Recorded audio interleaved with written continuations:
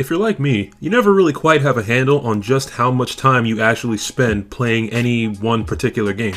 I just play a game non-stop after its release, put it down once I've had my fill, and pick it back up when there's DLC, free content updates, or I get the urge to 100% it at a later date. A couple weeks ago, PlayStation set up a page on their website called the PlayStation 2019 Wrap-Up. All you have to do is log into your PSN account, and they will tell you just how much time you put into PlayStation for that entire year, among other things like what your most played genre was, how many trophies you earned, and what your top 3 most played games were. The total amount of time I spent playing PS4 in 2019 is 1,103 hours, but my top 3 games were what surprised me the most. Funny enough, the 3 games that I apparently put the most time into are 3 games I've never really done a video on. That changes today, for all 3 of them.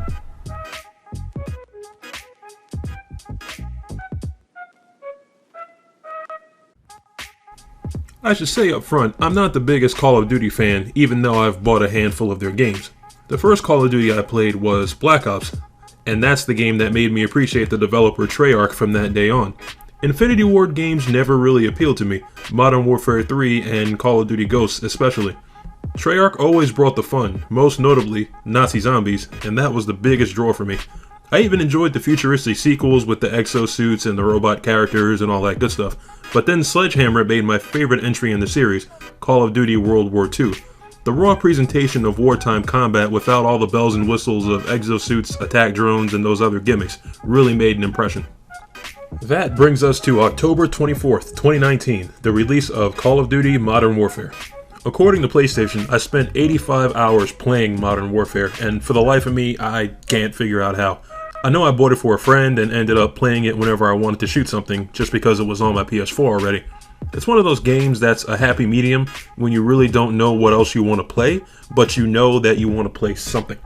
The PvE survival mode was not initially enjoyable since I didn't have any gun attachments unlocked to better arm myself against the ever-increasing and ridiculously aggressive enemies.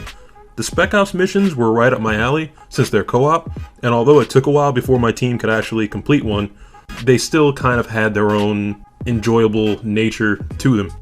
Each attempt took an hour or more, so I know I clocked a lot of time in those. Multiplayer, even though I've hit max level once, I've barely played.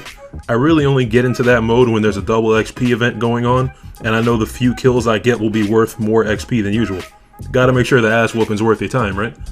Another place I probably banked a good bit of time is the gun customization. There are so many damn attachments, each with their own pros and cons, that crafting a gun particular to your needs takes a lot of time. For Spec Ops, the right gun is very important, and then comes your equipment loadout, like grenades or a riot shield or whatnot. I'm a man of aesthetics, so I do everything in my power to make my guns look cool. Whether it's attachments, paint jobs, or charms, if I can't make the gun look good, I'm not using it. When I set foot on the battlefield, I got to style on these scrubs. I gotta stunt on these fools all day.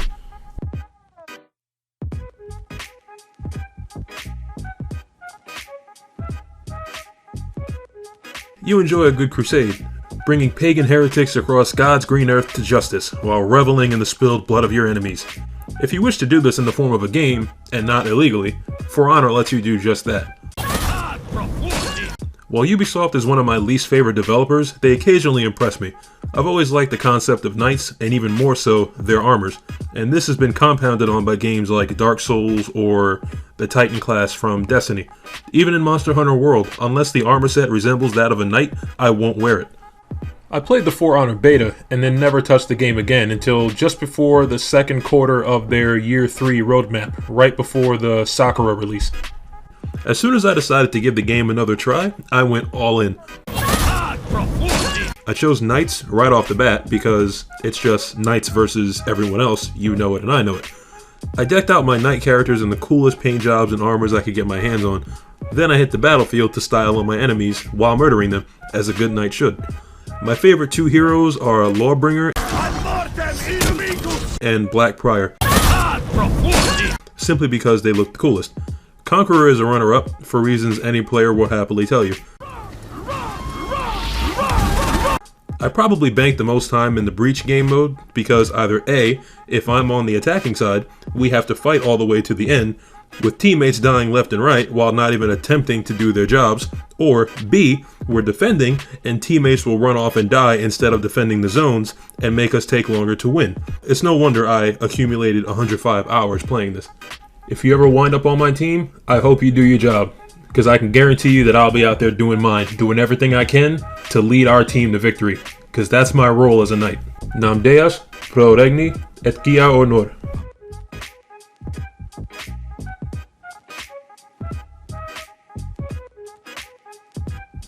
This game and I have had the definition of a love-hate relationship.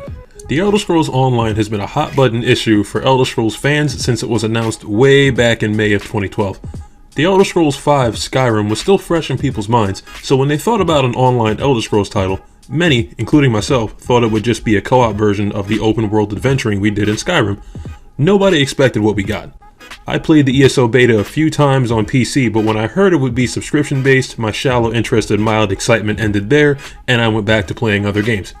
Eventually, ZeniMax got rid of the subscription and just made the base game a one-time buy. For DLC content, you either have to buy them each outright or subscribe to ESO Plus for $15 a month and have access to every DLC. For major expansions like Somerset or Morrowind, you had to buy those whether you're subscribed or not. Back when the subscription was announced, there wasn't much DLC to get for $15 a month, but now that there's 13 total DLCs with 3 major expansions and 1 on the way, the benefits are well worth it. I bought the game right before the Morrowind expansion came out in June of 2017, and played it on and off until their next major expansion, Somerset, released 1 year later. The next time I played the game was when I heard that they were adding the Necromancer class as well as dragons to fight in their upcoming expansion, Elsewhere, which released May 20 of 2019. I remember vividly, I bought a 3-month ESO subscription the month before and made it my mission to throw myself back into the game and grind out as many characters as I could to the max level while also playing as much of the DLCs as I could. Then when Elsewhere released and I got a new class to level up, I played even more. Now, the game definitely has its faults. The character animations are sometimes stiff and rigid looking, sometimes the voice acting sounds awkward, sometimes there's something that's just not right, and once in a while, all of that will come together and create a single glorious moment that you will never forget. We call upon our honored ancestors to pass on their memory and wisdom. Your ancestors disavow you, false one. The Veiled Queen is the rightful heir, and Norian shall end your reign. My queen, look out!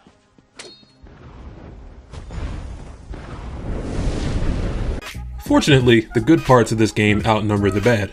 With all the content in the base game alone, which is frequently on sale, you probably need at least 3 months of solid, consistent gameplay time in order to complete it all. If you throw yourself into the game, almost as if you're role-playing the characters you make, it's a lot of fun.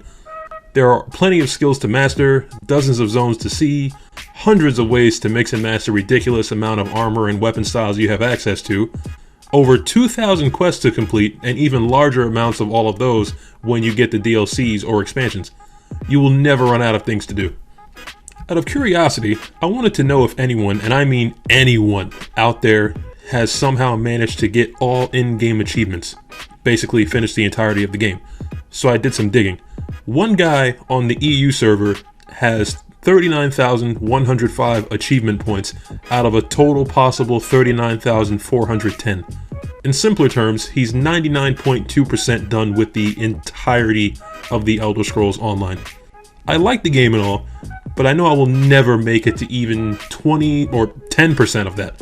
I'll settle for the 339 hours I banked in 2019 and wait until the next major expansion before I dive back in.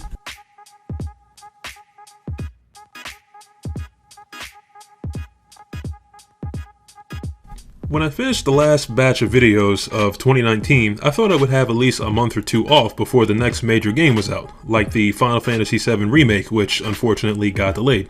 In that downtime, I thought about getting back into a game I have been neglecting for a while in favor of all the other games I've done videos on. That game is Monster Hunter World. Whenever I start talking games with new people, it's always the same deal when Monster Hunter comes up. Either the person loves the game to death and has played the majority of the games in the series, or they've tried it once or twice and couldn't bring themselves to power through the boredom of it. To be fair, when the extent of your activities in the game is to prepare your gear, eat food, hunt a giant monster, and repeat, boredom is going to rear its ugly head. I have a total of around 298 hours in the game. There are times when I start a hunt, I'm kinda excited and ready to fight, and halfway through the fight, I'm just praying that the shit ends soon because I'm falling asleep. That's especially true now that there's the Master Rank quest in the Iceborne expansion. Most of the time, my interest lies in the cool armor sets. The game tells me to go fight a monster, I do it, then I take its materials back to the forge and see what kind of armor I can make from it. If it looks awesome, I go back and beat more materials out of whatever monster is necessary until I can craft the entire armor set. Then I wear that armor set proudly when I go out for my next hunt, and then I do it all over again when I find a new monster. The real fun comes in the event quests, featuring characters or outfits from other popular games. To name a few, there's been Horizon Zero Dawn, Assassin's Creed Origins, Resident Evil, Final Fantasy, even The Witcher 3. There will either be a relevant assortment of Monster Hunter monsters to fight, or there will be a boss from whatever game the crossover is for, like the behemoth from Final Fantasy. Taking the pros and cons of every game we've talked about into account, I'd say every one is worth the money. However, after thinking about it, I'm concerned because I really want to know if the 252 days I spent on PS4 during 2019 is dangerously high or about average. I don't know. What do you guys think? What were your top 3 games of 2019? I posted the link for the PlayStation wrap-up down in the description because I really want to know what you guys got. Anyway, I'm off to maybe get some sleep or go outside and get some fresh air. This has been Cygnus Jason, and I will see you all on the game side. Later.